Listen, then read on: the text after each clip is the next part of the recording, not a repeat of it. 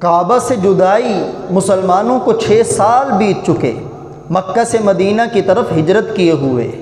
وہ تو ترس رہے تھے خانہ کعبہ کی زیارت کے لیے۔ ادھر اللہ کے پاک پیغمبر صلی اللہ علیہ وسلم صبح فجر کے وقت اپنا خواب سنانے لگے۔ رات کیا خواب دیکھتا ہوں کہ ہم نے احرام باندھا ہوا ہے، خانہ کعبہ کا طواف کر رہے ہیں، صفا مروہ کی سعی کر رہے ہیں اور اپنے سر کے بالوں کو منڈوا رہے ہیں۔ چونکہ نبی کا خواب اللہ کی طرف سے وحی ہوتا ہے، صحابہ کرام کے اندر خانہ کعبہ کی محبت وہ ابھرتی ہے، ہر ایک احرام اور عمرے کی تیاری کرنا شروع کر دیتا ہے۔ اب اللہ کے پاک پیغمبر بھی تیار ہوئے، 1400 صحابہ کرام کا مجمع آپ کے ساتھ عمرہ کرنے کے لیے مکہ کی طرف روانہ ہوا۔ مکۃ المکرمہ سے 8-9 کلومیٹر کے فاصلے پر ایک مقام ہے حدیبیہ۔ وہاں جب مسلمانوں نے پڑاؤ کیا تو مشرکین مکہ خالد بن ولید جو ابھی تک مسلمان نہیں ہوئے اپنے ساتھ ایک لشکر کو لے کے آئے کہ آپ کو مکۃ المکرمہ داخل ہونے کی اجازت نہیں۔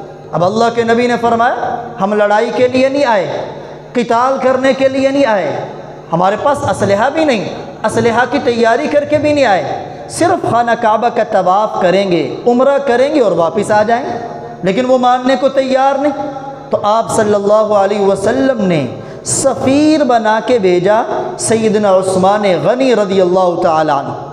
واہ، عثمان کی عظمت کو سلام۔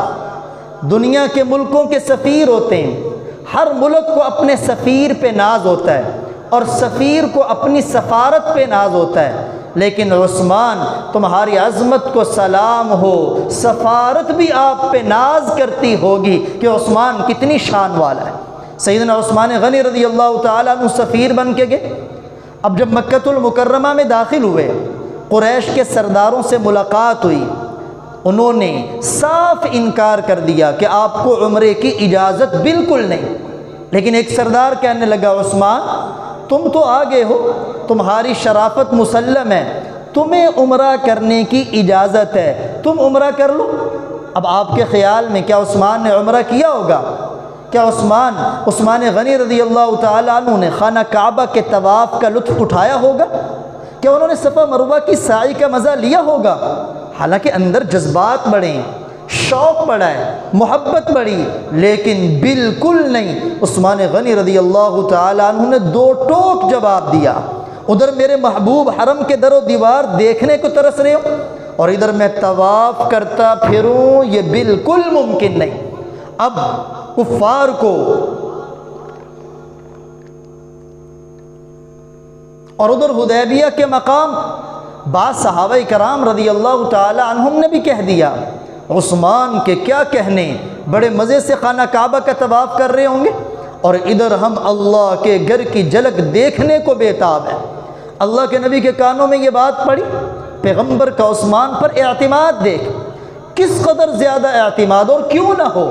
اللہ کے نبی اپنی بیٹی رقیہ کی شادی کرنا چاہتے، آسمان سے رشتے کا انتخاب ہے، رب کو بھی عثمان پہ اعتماد ہے، رشتہ پیغمبر کی لخت جگر کے ساتھ۔ وہ فوت ہوئی، دوسری بیٹی ام کلثوم، اللہ کی طرف سے جبریل وحی لے کے آئے، رشتے کا انتخاب رب کی طرف سے۔ عثمان وہ رب کا بھی با اعتماد ہے، مصطفیٰ کا بھی با اعتماد۔ تو ادھر صحابہ کرام کی زبان سے جب یہ بات نکلی کہ عثمان کے تو بڑے مزے سے خانہ کعبہ کا طواف کر رہے ہوں گے، اللہ کے نبی نے بے پناہ اعتماد کا اظہار کرتے ہوئے فرمایا عثمان میرے بغیر ہرگز طواف نہیں کر سکتا۔ اب جب سیدنا عثمان غنی رضی اللہ تعالیٰ عنہ نے طواف کرنے سے انکار کیا، قریش کو اس بات پہ بڑا غصہ آیا، عثمان غنی رضی اللہ تعالیٰ عنہ کو روک لیا کہ ہم تمہیں واپس نہیں جانے دیں گے، اور یہ خبر اڑا دی کہ معاذ اللہ عثمان غنی شہید کر دیے گئے۔ یہ خبر جب مسلمانوں کے پاس پہنچی اور حضرت صلی اللہ علیہ وسلم کے پاس پہنچی، یہ تو آسمانی بجلی بن کے گری، کیونکہ علم غیب یہ اللہ کی صفت ہے، ہر جگہ حاضر ناظر یہ اللہ کی صفت ہے، اس لیے اللہ کے نبی بھی پریشان، اور 1400 صحابہ کو مخاطب کر کے فرمایا ہم عثمان کا بدلہ لیے بغیر یہاں سے بالکل نہیں جائیں۔ حدیبیہ کا مقام ہے، کیکر کا درخت، اس کے سائے کے نیچے آپ کھڑے ہیں، اور اپنے دائیں ہاتھ کو یوں آپ نے فضا میں لہرایا ہے اور صحابہ کرام سے بیعت لی جا رہی، آؤ میرے ہاتھ پہ بیعت کرو، یا تو اپنی جانیں لٹا دیں گے یا عثمان کا قصاص لے کے جائیں گے۔ اس قدر صحابہ کرام میں غم و غصے کی کیفیت تھی کہ کئی صحابہ نے بار بار بیعت کی۔ حضرت سلمہ بن اکوع رضی اللہ تعالیٰ عنہ نے 3 مرتبہ بیعت کی، شروع میں بھی، درمیان میں بھی، آخر میں بھی۔ سب سے پہلے حضرت ابو سنان رضی اللہ تعالیٰ عنہ نے بیعت کی۔ جب صحابہ کرام بیعت کر چکے تو چونکہ آپ نے اپنا دایاں ہاتھ لہرایا ہوا تھا، آپ نے اپنا بایاں ہاتھ بھی اپنے دائیں ہاتھ پہ رکھ کے فرمایا ہذہ ید عثمان، یہ عثمان کا ہاتھ ہے، میں عثمان کی طرف سے بیعت کر رہا ہوں۔ سیدنا عثمان غنی رضی اللہ تعالیٰ عنہ کے لیے کتنے بڑی اعزاز کی بات ہے کہ اللہ کے پاک پیغمبر اپنے ہاتھ کو عثمان کا ہاتھ قرار دے، اور اس اعزاز کو وہ اپنی مجالس میں تحدیث بن نعمت کے طور پہ بیان کیا کرتے تھے کہ میری جانب سے رسول اللہ صلی اللہ علیہ وسلم کا بایاں ہاتھ میرے دائیں ہاتھ سے کہیں بہتر۔ اب آپ اللہ کے پیارے نبی اندازہ کریں عثمان کی شان کا۔ سیدنا عثمان غنی کوئی معمولی صحابی نہیں، ان کا بدلہ لینے کے لیے عثمان کے اوپر 1400 صحابہ اپنی جان قربان کرنے کو تیار کھڑے۔ صحابہ کرام سے کسی نے پوچھا اس دن تم کس چیز پہ بیعت کر رہے تھے؟ تو صحابہ کرام نے فرمایا اس دن ہماری بیعت موت کی بیعت تھی، یا عثمان کا بدلہ لیں گے یا اپنی جانوں کو قربان کر دیں۔ ایک صحابی کے ایک خون کا قطرہ دنیا کے تمام مسلمانوں کے خون سے زیادہ قیمتی، اور وہ ایک صحابی نہیں، 1400 صحابہ سیدنا عثمان غنی رضی اللہ تعالی عنہ کے اوپر جان قربان کرنے کے لیے تیار۔ اور صرف 1400 صحابہ نہیں، نبیوں کے سردار، نبیوں کے امام، نبیوں کے تاجدار جناب محمد الرسول اللہ صلی اللہ علیہ وسلم بھی عثمان کا بدلہ لینے کے لیے اپنی جان کو قربان کرنے کے لیے تیار۔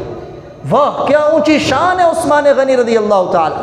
خدا کی قسم آمینہ کے لال کا خون کا ایک قطرہ اللہ کی پوری مخلوق سے زیادہ قیمتی ہے، تو عثمان کتنا قیمتی جس پر اللہ کے نبی اپنی جان قربان کرنے کے لیے تیار، اور امت کو پیغام دیا جا رہا ہے کہ عثمان کتنا قیمتی۔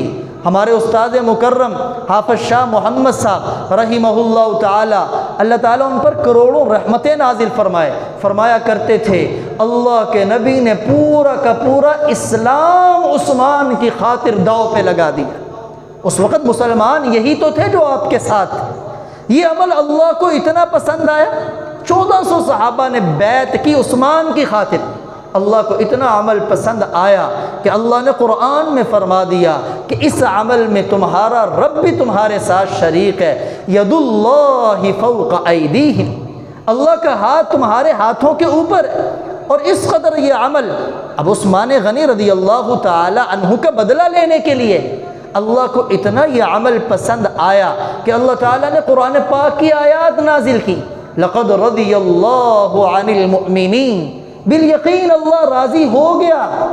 یہ نہیں فرمایا کہ اللہ راضی ہو جائیں گے، فرمایا بالیقین اللہ راضی ہو گیا، عن المؤمنین ایمان والوں سے، اذ یبایعونک تحت الشجرہ جب وہ ایک درخت کے نیچے آپ کے ہاتھ پر بیعت کر رہے ہیں۔ سیدنا عثمان غنی سے اللہ کیوں کر راضی نہیں ہوں گے؟ وہ اللہ کے کیوں کر پسندیدہ نہیں ہوں گے؟